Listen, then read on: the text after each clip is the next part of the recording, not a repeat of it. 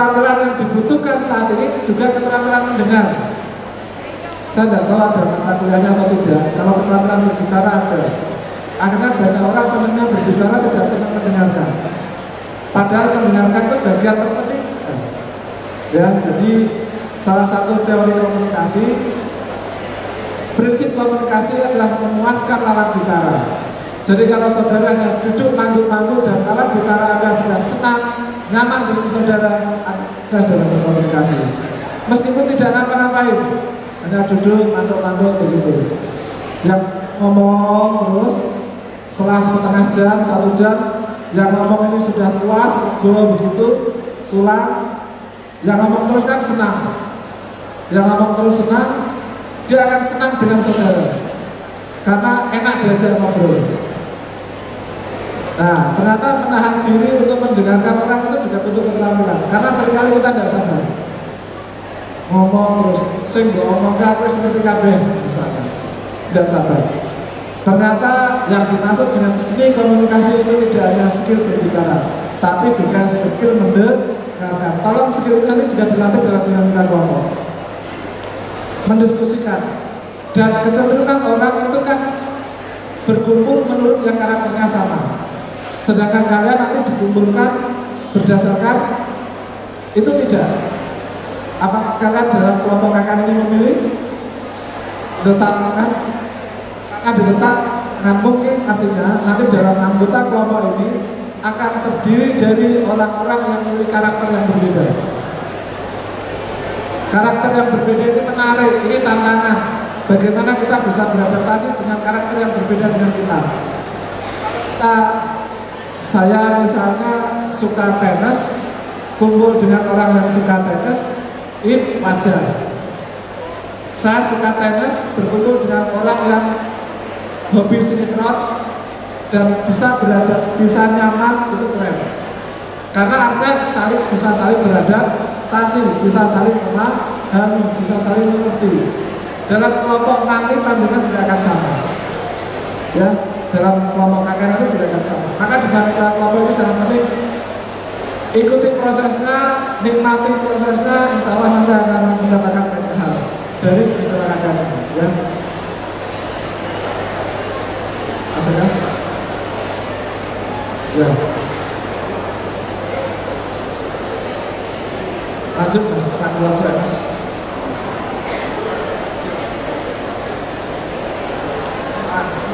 Ini peran dosen, saya kira ini nanti cocoknya untuk Bapak Ibu berdamping. Prinsipnya, jika status panjangan di sana adalah mahasiswa, yang punya DPR. Seluruh dinamika kan dengan DPR. Ketika ada masalah itu bisa masalah terkait dengan ketika menyelesaikan program atau masalah internal dalam kelompok. Karena fase KKN itu biasanya misalnya kita bagi kuartil begitu, 1 minggu pertama lagi seneng-senengnya KKN, minggu kedua biasanya mulai ada pengelompokan. Tidak. Minggu ketiga mulai krisis biasanya ini. Krisis itu ya saya tak sabar di tengah di suatu karang. Nah, minggu keempat mulai akan perpisahan, mulai apa istilahnya, mulai bisa beradaptasi. Terus memang orangnya begini. Saya tidak perlu anak-anak kita cukup memahami. Saya akan penarikan, tetapi jangan lupa meskipun tadi pengenalan, adaptasi, krisis, beradaptasi, kemudian KKN kan kita harus menang. Jadi fasenya akan selalu begitu. Biasanya para alumni itu yang adalah ketika KKN, baik berantemnya maupun longnya maupun dengan warganya dan lain-lainnya. Dan nanti ketika selesai, panjenengan akan dikenang oleh warga itu. Pastikan ya, pamit wis tidak boleh sesuai dengan apa, jangan sampai begitu. Tapi kalau bisa dengan pulang itu ditangisi, digondeli, setahun lagi main ke sana warga akan masih ingat. Tahun lagi main ke sana akan bisa perubahan dan kebiasaan yang keluarga karena tinggalan atau akibat dari program-program saudara laksanakan. Saya kira itu kelihatannya. Lanjut Mas Eka, thank you.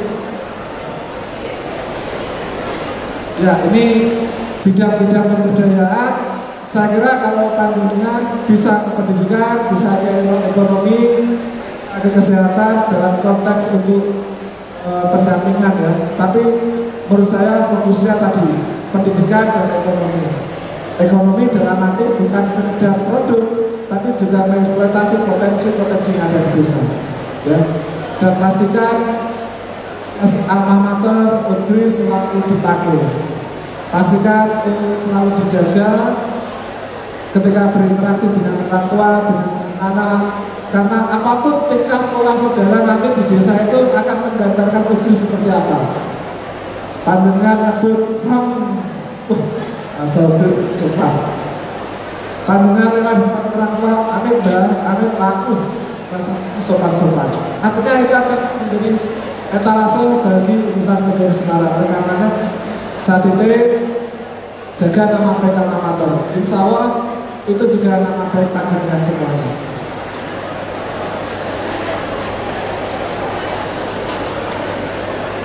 Ini sudah poinnya sudah saya sampaikan tadi ya, kenali potensi. Jangan sampai salah. Jangan sampai salah mengenali potensi. Potensinya kembangkan, koordinasi mitra dengan tim, laksanakan program, pastikan bagian-bagian dan evaluasi. Ini fase-fasenya.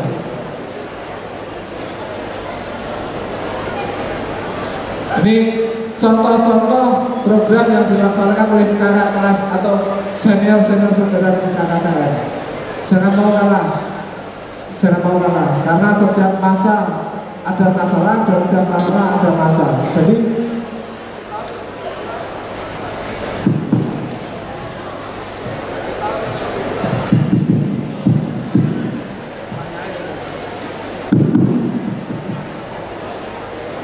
di tahun yang berbeda ada masalah yang berbeda, ada potensi yang berbeda, butuh sentuhan yang berbeda, ya butuh sentuhan yang berbeda. Jadi jangan amalan. Pastikan observasi itu objektif. Ini juga contoh-contoh pemberdayaan masyarakat desa. Ya, kultur orang Jawa itu harus betul-betul dipahami. Menurut saya, mohon maaf kalau ada peserta KKN yang dari luar Jawa, karena KKN tempatnya di Jawa, harus memahami bagaimana unggah-ungguh, sikap, sopan santun itu menjadi bagian penting ya, dari bagian penting. Jangan menganggap itu tidak penting. Ini contoh-contoh kegiatan sablon ya.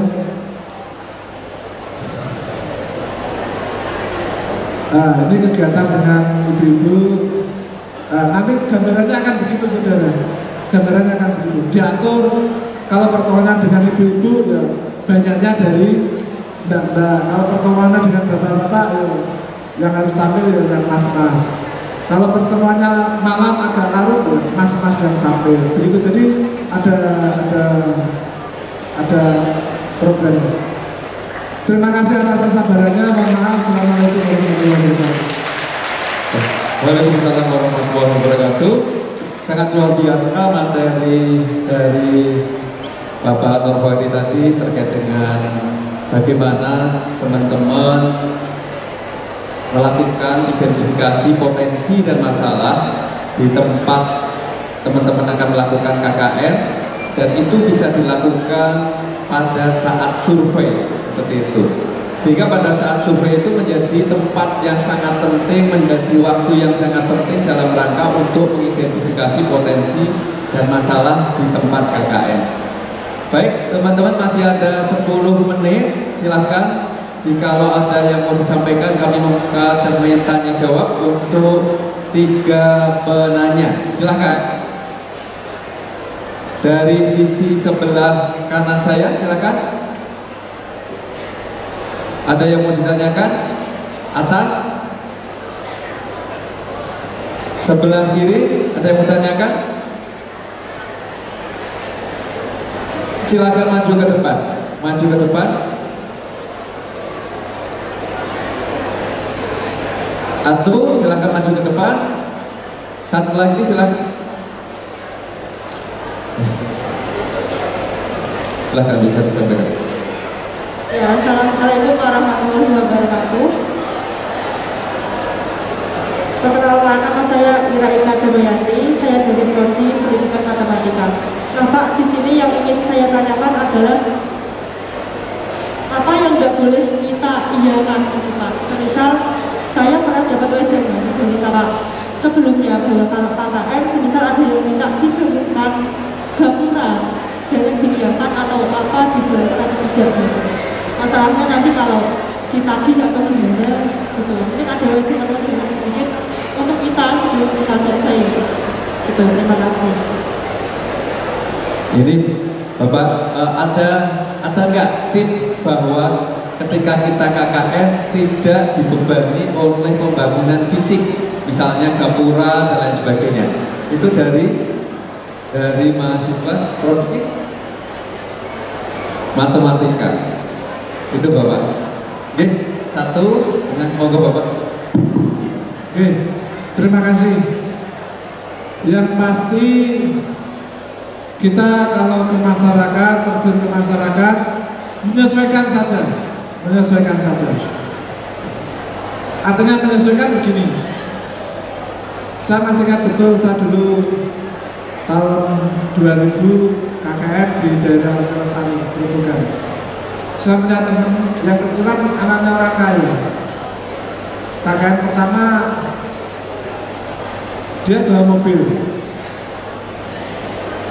Akhirnya mobilnya sering digunakan untuk kegiatan. Selain itu warga juga sering minta tolong. Apa-apa pinjam mobil, apa-apa pinjam mobil. Akhirnya pusing ini. Masa bawa mobil itu untuk transportasi karena itu agak ke dalam, agak susah. Tapi karena direpoti terus lama-lama pusing. Hanya bertahan seminggu, mobilnya balik. Akhirnya ke tempat KKN nggak bawa apa-apa. Perhiasannya semua juga ada di bawah. Dia tampil dengan ya biasa saja gitu lah.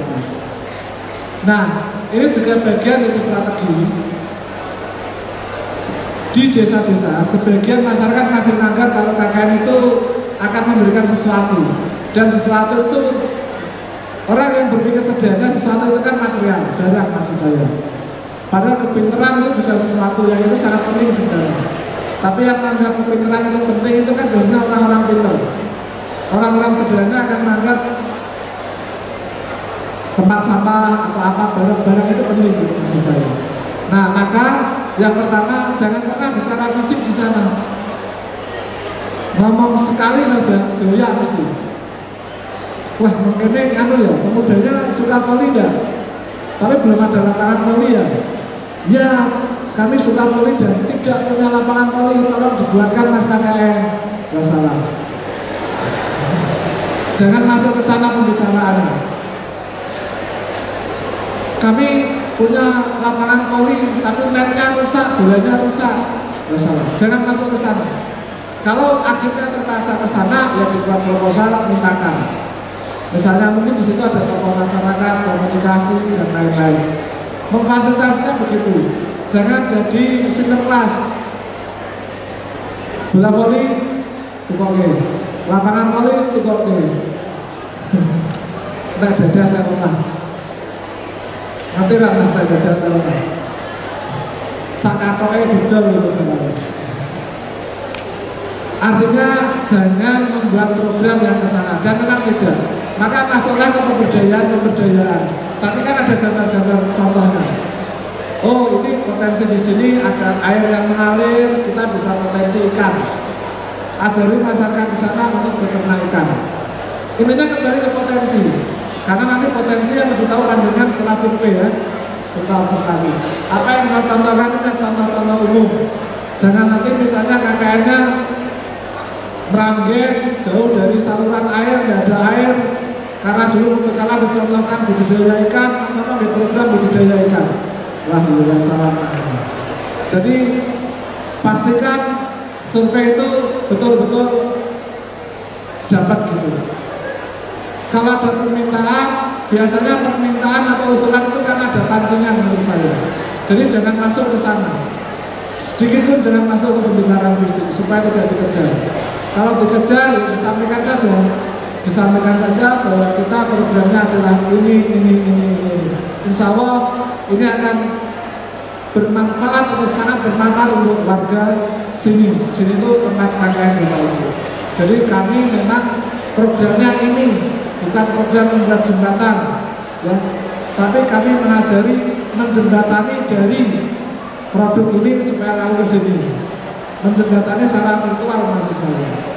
Bukan membuat jembatan fisik, tapi jembatan virtual itu juga bisa. Saya kira itu matematika. Terima kasih Bapak.